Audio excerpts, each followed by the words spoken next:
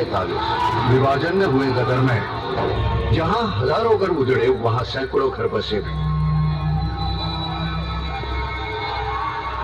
और उन बसने वाले घरों में एक घर तारा सिंह और सकीना का भी था। मगर ये सब इतना आसान नहीं था। खुशियों के चंद साल बीते ही थे कि एक दिन अपनी पत्नी अपने बच्चे की मां को हजारों मुश्किलें झेलकर अपने ससुर अशरफ अली को इंसानियत का पाठ पढ़ाकर तारा सिंह सकीना को खुशी खुशी अपने घर हिंदुस्तान ले आया। इस बात से हिंदुस्तान में तो खुशियों के बाजे बज गए, मगर पाकिस्तान में मेजर हामिद इकबाल कैसे चुप रहता। उसकी बटालियन के तो 40 जवान मारे गए, वो भी एक हिंदू की वजह से, एक हिंदुस्तानी की वजह से। हिंदुस्तानी जिनसे उसे सख्त नफरत थी। असल में हामिद इकबाल आजादी से पहले ब्रिटिश इंडियन आर्मी में कैप्टन था। उसके बावजूद बंटवारे की वहशी आग से वो अपने परिवार को हिंदुस्तानियों से बचा नहीं पाया। इसलिए अब उसकी रगों में सिर्फ नफरत उफान मारती थी, हिंदुओं के लिए, हिंदुस्तानियों के लिए। अब उसकी जिंदगी का सिर्फ एक ही मकसद था, गजवाए हिंद।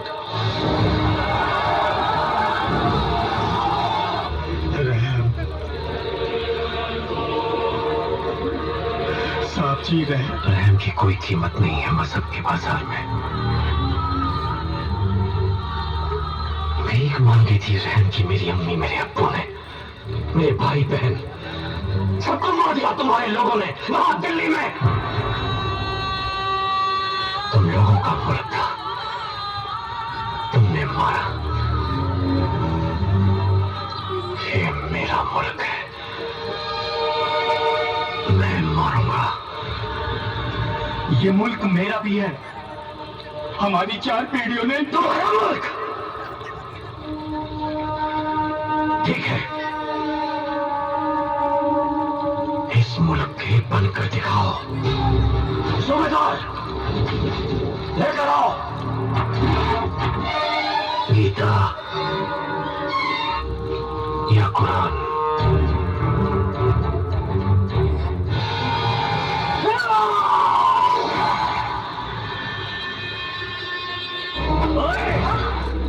इसी में तेरी मदद की थी ना।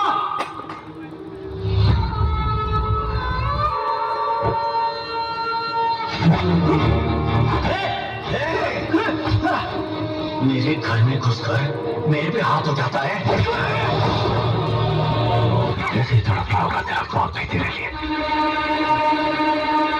हाँ, बीमारा नहीं है वो, जिंदा है तारा सिंह, तुझे बचाने जरूर आएगा।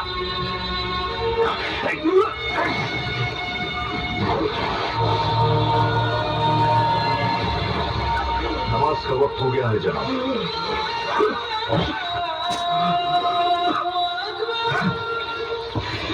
हामिद इकबाल, जिसका बाप जिंदा हो, उस बेटे को क्या फिक्र। नमाज पढ़ने जा रहे हैं ना आप, तो अल्लाह से अपने लिए दुआ मांग लेना, मेरा बाप यहाँ ना आए। क्योंकि अगर वो यहाँ आ गया ना, उसने मेरी ये हालत देख ली, तो तेरे इतने चीथड़े करेगा, इतने चीथड़े करेगा, इतने चीथड़े करेगा, तेरा पूरा पाकिस्तान नहीं गिन पाएगा।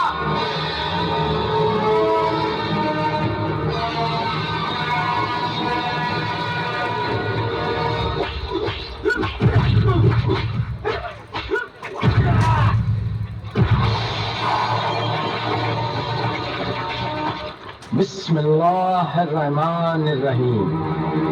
आज आप सब लोग इस जगह अपनी मर्जी से इकट्ठा नहीं हुए हैं, बल्कि अल्लाह के हुक्म से लाए गए हैं। आज से कुछ वर्ष पहले एक हिंदुस्तानी गुनहगार ने जो आगाज किया था, आज अल्लाह उसे अंजाम तक पहुंचाना चाहते हैं।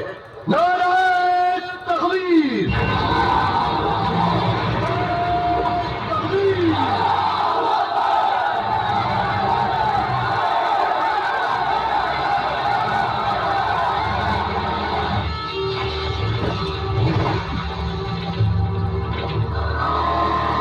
इस लड़के के मासूम चेहरे पर मत जाना, इस पर इल्जाम साबित हुआ है कि ये एक जासूस है और न सिर्फ नकली पासपोर्ट, नकली वीजा के जरिए ये हमारे मुल्क में दाखिल हुआ, बल्कि इसने नकली मुसलमान बनकर इस्लाम की तौहीन की है।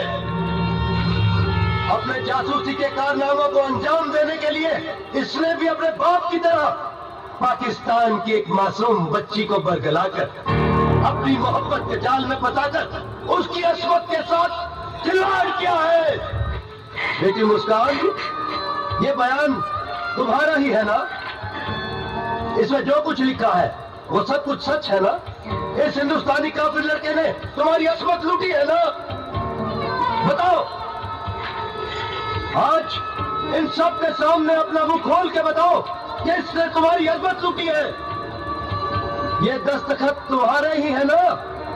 और ये जो दस्तखत है तुमसे किसी ने जबरदस्ती से तो नहीं करवाए?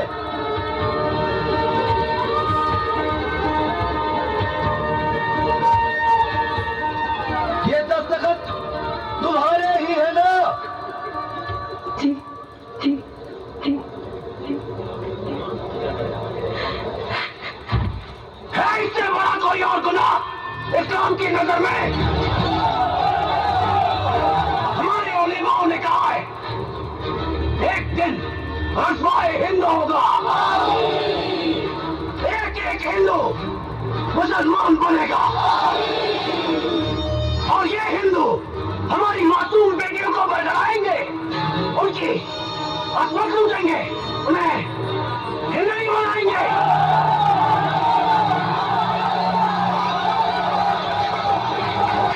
समझ लो, इस कागज को सजा मिलेगी।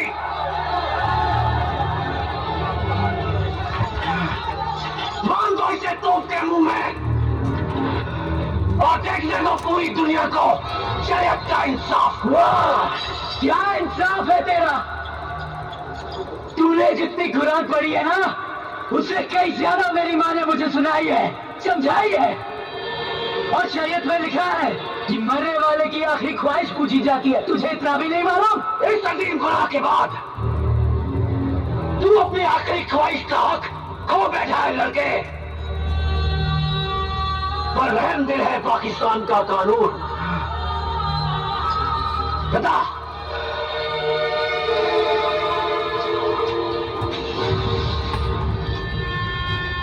क्या है तेरी आखिरी ख्वाहिश? बेटा बाप से मिलना चाहेगा। तारा सिंह, बड़े मौके पर आया है तू। बाप के सामने बेटे का कत्ल, क्या मंजर है। मेरे 40 जवानों को मारकर गया था ना तू, आज मिलेगी मेरे कलेजे को ठंडक। जनरल साहब, मेरे बेटे को छोड़ दीजिए, वो बेकसूर है। तुम्हारी लड़ाई मुझसे है, मैं तुम्हारे सामने खड़ा हूँ। मेरी लड़ाई हर हिंदुस्तानी से है। बहुत जुल्म कर लिए तुम लोगों ने हिंदुस्तान में मुसलमान भाइयों पर, अब हम उन्हें आजादी दिलाएंगे। कैसे आजादी दिलाओगे तुम? हिंदुस्तान मुसलमानों का है, हिंदुस्तान क्रिश्चियनों का है, सिखों का है, हिंदुओं का है, हर हिंदुस्तानी का है। और इन सब ने मिलकर आजादी की लड़ाई लड़ी है, कुर्बानियां दी है। अच्छा, और वो जो इस पाकिस्तान में बंगाली मुसलमान भाइयों को गुमराह करके मुफ्ती वाहिनी सेना बनाई है, उसका क्या? हमने कोई सेना नहीं बनाई, वो सब तुम्हारे जुल्मों का शिकार है। अरे तुम्हारे सिपाहियों ने 30 लाख बंगाली मुसलमानों का कत्ल कर दिया, वहां की औरतों पर अत्याचार किया। नहीं, सब झूठ है। तो वो क्या है? 1 करोड़ शरणार्थी हिंदुस्तान में हैं। वो तुम्हारे ही लोगों ने दुनिया को दिखाने के लिए पेश किया है। झूठ बोलना बंद कर जनरल, ये सियासी खेल बंद कर, मुसलमानों का आका बनना बंद कर। अगर यहाँ के लोगों को दोबारा मौका मिलेगा हिंदुस्तान में बसने का, तो आधे से ज्यादा पाकिस्तान खाली हो जाएगा। तुम्हारा ये सियासीपन तुम्हें भिखारी बना देगा। कटोरा लेकर घूमोगे, भीख भी नहीं मिलेगी। बस, बहुत हो गई बकवास। मान दो बाप को भी बेटे के साथ तो के मुंह में। देखते हैं आज ये क्या उखाड़ता है। अब क्या तारा सिंह, क्या कैसे भागेगा तू? यहां तो मेरा बेटा भी नहीं है गर्दन मरोड़ने के लिए। हम मेरे जवानों को कैसे मार कर जाएगा? मारे थे ना।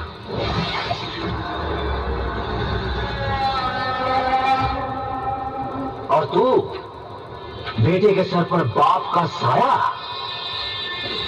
फूका था ना मेरे मुंह पर। अब थूक ना, तेरा बाप भी यहाँ है। अरे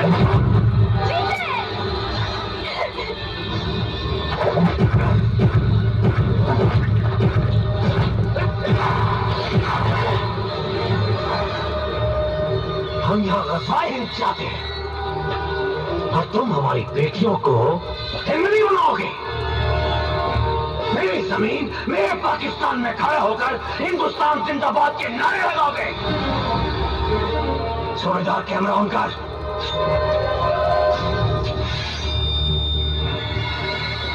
अब तो चिल्लाएगा हिंदुस्तान मुर्दाबाद। बोल तारा सिंह, हिंदुस्तान मुर्दाबाद। बोल बोल। हिंदुस्तान जिंदाबाद था, जिंदाबाद है और जिंदाबाद रहेगा।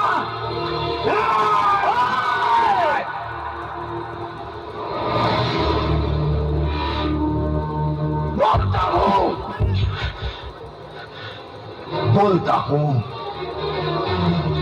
पर मेरे बोलने से क्या होगा? अगर मैंने मुर्दाबाद का नारा भी लगा दिया ना, तो मेरे मुल्क की शान कम नहीं होगी। हमारा तिरंगा आसमान में लहरा रहा है, वो लहराता ही रहेगा। अगर हर पाकिस्तानी ने हिंदुस्तान मुर्दाबाद का नारा भी लगाया ना, तो उनकी आवाज हमारे बॉर्डर तक भी नहीं पहुंचेगी। और अगर हर हिंदुस्तानी ने जिंदाबाद का नारा लगाया, तो उसकी आवाज की गूंज तुम सबको फाड़ देगी।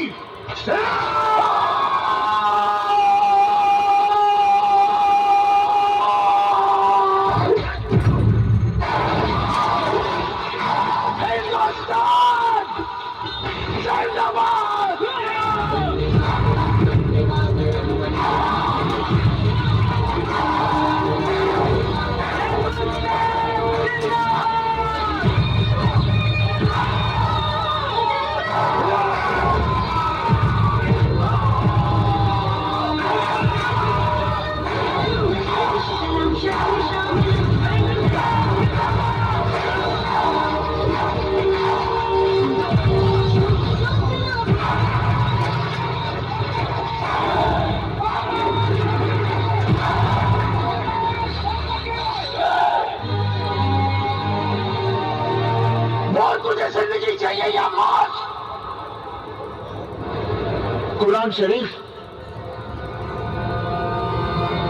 या भगवत गीता? गीता गीता गीता।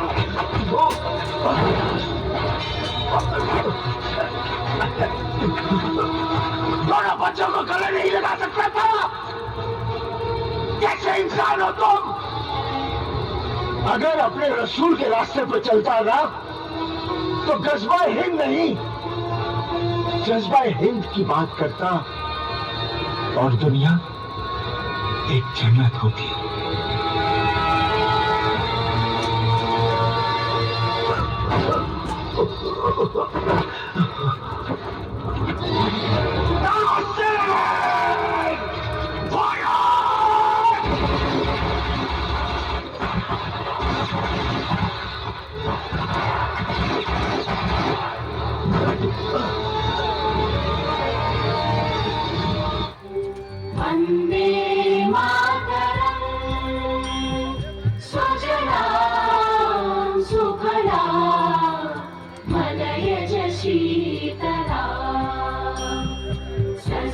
श्यामलां मातरं वन्दे मातरम्। हेलो, चलिए हमारे क्वेश्चन महानुभाव, अभी आप लोगों ने हमारी कंपनी के द्वारा इस